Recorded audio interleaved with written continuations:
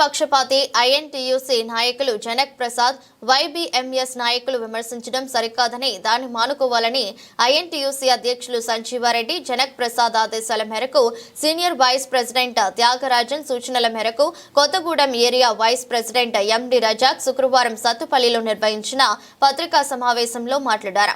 ఫిబ్రవరి 12న జరిగిన ఎంబీకేఎంఎస్ సమావేశంలో చివరి రోజున కేంద్ర బొగ్గు శాఖ మంత్రి వర్యులు జె కిషన్ రెడ్డి సమక్షంలో సీఎంపీఎఫ్ నిధులలో 1390.25 కోట్లు డిహెచ్ఎఫ్ఎల్ పెట్టుబడి పెట్టగా 663.58 కోట్లు తిరిగి రాక 727.27 రూపాయలు నష్టాల పేరుతో తిరిగి చెల్లించకపోవడం దానిలో జరిగిన అవకతవకల గురించి ప్రస్తావిస్తూ బీఎంఎస్ లక్ష్మారెడ్డి కాంగ్రెస్ పార్టీ మరియు సోనియా గాంధీ అల్లుడు రాబర్ట్ వాద్రాపై చేసిన అసత్య ఆరోపణలను చేసిన విషయం అన్ని పత్రికలలో ప్రచురించబడిన విషయం తెలుసుకుని మాట్లాడాలని మాధవ నాయక్ సూచించారు. తెలంగాణ కాంగ్రెస్ ప్రజా ప్రభుత్వం ఏర్పడ్డాక సింగరేణి కార్మికుల కోసం అనేక హామీలు నెరవేర్చామని, ముఖ్యంగా కోటి రూపాయల ప్రమాద బీమా, నూతన బొగ్గు గంటల ప్రారంభం, స్కిల్ డెవలప్మెంట్ సెంటర్లు ఏర్పాటు, నూతన నియామకాలు, పెండింగ్ లో ఉన్న వయో పరిమితి పెంపు, నూతన super speciality hospital, BC licensing officer నియామకం, కాంట్రాక్ట్ కార్మికుల 40 లక్షల ప్రమాద బీమా,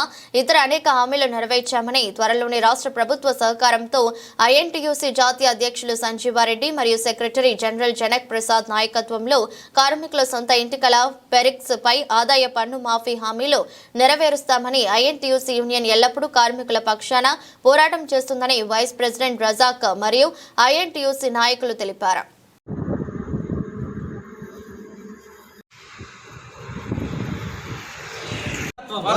డాక్టర్ సంజీవ్ రెడ్డి గారి నాయకత్వం, జనక్ ప్రసాద్ గారి నాయకత్వం, జనక్ ప్రసాద్ గారి నాయకత్వం, రజాక్ అన్న నాయకత్వం, రజాక్ అన్న నాయకత్వం, ఐఎన్టీసీ జిందాబాద్, ఐఎన్టీసీ జిందాబాద్, ఐఎన్టీసీ జిందాబాద్. జై కాంగ్రెస్, జై కాంగ్రెస్, జై కాంగ్రెస్, జై కాంగ్రెస్, జై కాంగ్రెస్. పెంచాల లక్ష్యంతో ముందుకెళ్తున్న క్రమంలో అదేవిధంగా ఎన్నడూ లేని విధంగా సింగరేణి వ్యాప్తంగా లాభాల వాటా గతంలో కార్మికులకే ఇచ్చే విధంగా ఉండి ఇవాళ కార్మికులకు కాకుండా డిఎల్ఆర్ కార్మికులకు కూడా 5,000 రూపాయలు ఇచ్చిన ఘనత కూడా ఇవాళ INTUC secretary general Janak Prasad గారికి ఉన్నదని తెలియజేస్తూ, కార్మికులకు సంబంధించిన ఏదైతే 200 గజాల భూమి ఉందో దానికి సంబంధించి అదే విధంగా పెరుకు సంబంధించి కూడా కార్మికులకు ఇప్పించే విధంగా సంజీవారెడ్డి గారి నాయకత్వంలో జనక్ ప్రసాద్ నాయకత్వంలో కృషి చేస్తామని తెలియజేస్తూ, సింగరేణి వ్యాప్తంగా జనక్ ప్రసాద్ గారిపై చేసిన అనుచిత వ్యాఖ్యలను కొత్తగూడెం మేరే ఐఎన్టీసీ నుంచి ముక్త కంఠంతో ఖండిస్తున్నామని ఈ సందర్భంగా తెలియజేస్తున్నాం. Thank you.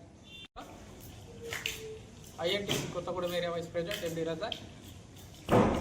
నిన్న మొన్న జరిగిన సంఘటనలు మనకు సింగరేణి వ్యాప్తంగా తెలిసిన విషయాలే. ఏదైతే బిఎంఎస్ అధ్యక్షులు లక్ష్మారెడ్డి గారు అనుచిత వ్యాఖ్యలు చేశారో, కాంగ్రెస్ ప్రభుత్వంపై గతంలో ఉన్న కాంగ్రెస్ ప్రభుత్వంపై చేసిన అనుచిత వ్యాఖ్యలను నిరసిస్తూ జనక్ ప్రసాద్ గారు వివరణ ఇవ్వడం జరిగింది.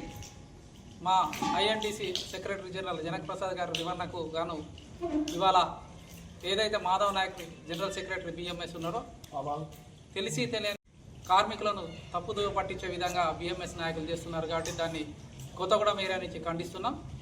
వాళ్ళు చేయాల్సిన కార్మికులకు సంబంధించిన సమస్యలు ఎన్నో ఉన్నాయి.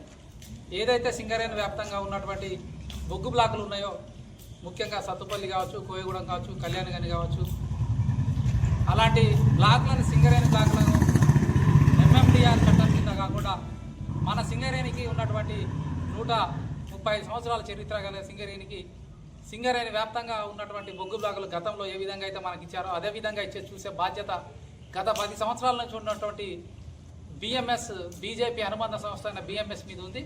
దాన్ని వదిలేసి ఇవాళ అవాకులు చెవాకులు వీలుతూ కార్మికులను తప్పుదోవ పట్టిస్తూ ఆందోళన పట్టిస్తున్నటువంటి బిఎంఎస్ నాయకులకి జనక్ ప్రసాద్ గారిని అనే అర్హత లేదు. ఆయన ఈరోజు మినిమం వేజ్ బోర్డు చైర్మన్ అయిన తర్వాత కార్మికులకు సంబంధంతో పాటు సుమారు 1,25,00,000 ఉన్నటువంటి అసంఘటిత కార్మికుల కోసం కూడా మాట్లాడడం జరుగుతున్నది.